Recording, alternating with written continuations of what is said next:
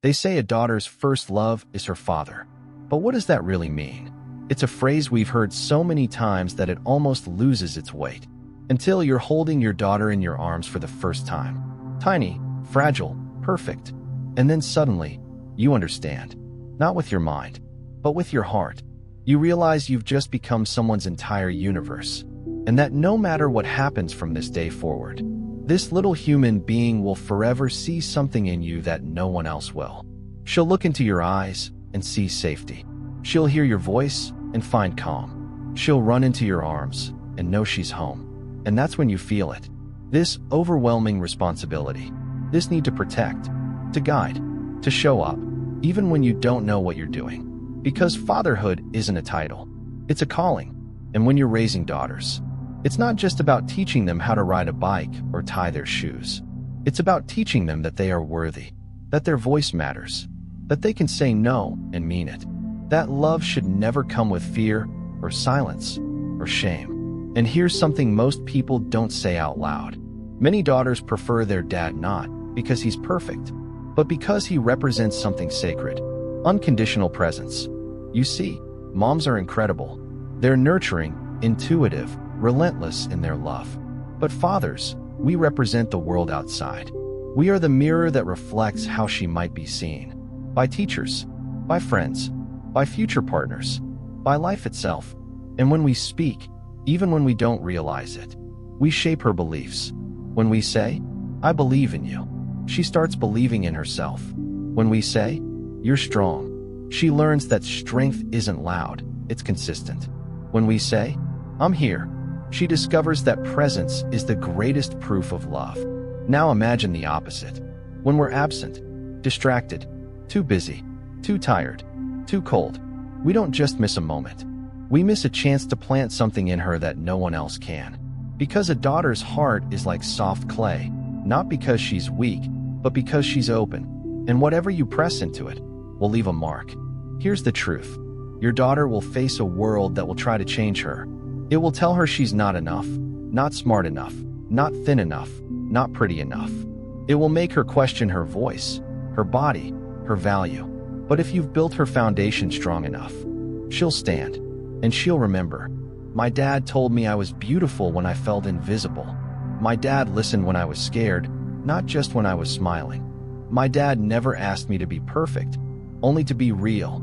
That's why daughters prefer their fathers. Not because we give the best advice, but because when we're present, truly present, we become their anchor in chaos. And you don't need grand gestures for that. You just need to be there, in the little things. In the way you put down your phone when she walks in the room. In the way you cheer when she shows you a messy drawing.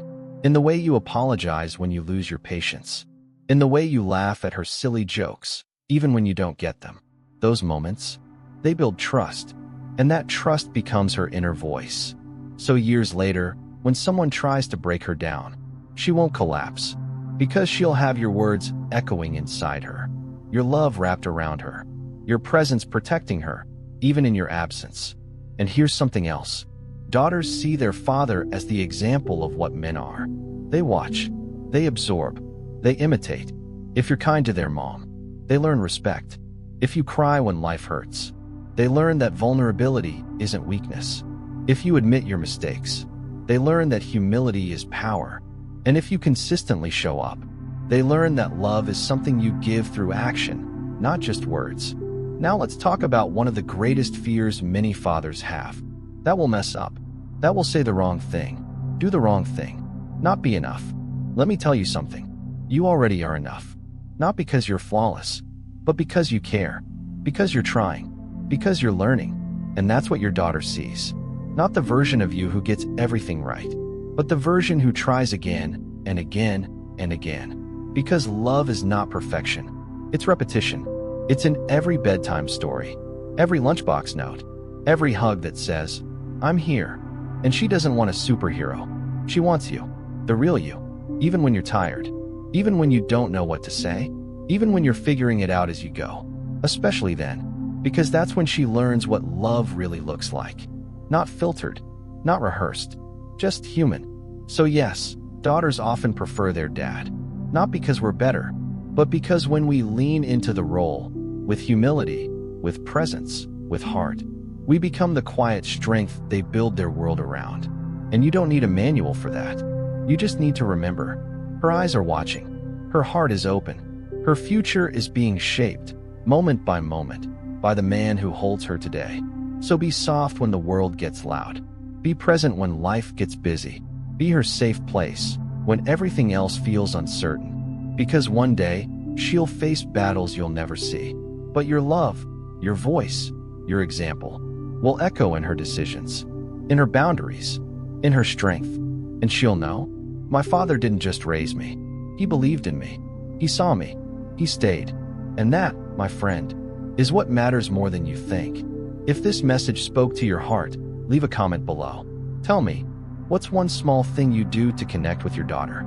And don't forget to subscribe to Father of Girls for more honest, real, and loving reflections on fatherhood. Because this is the most important story we'll ever write.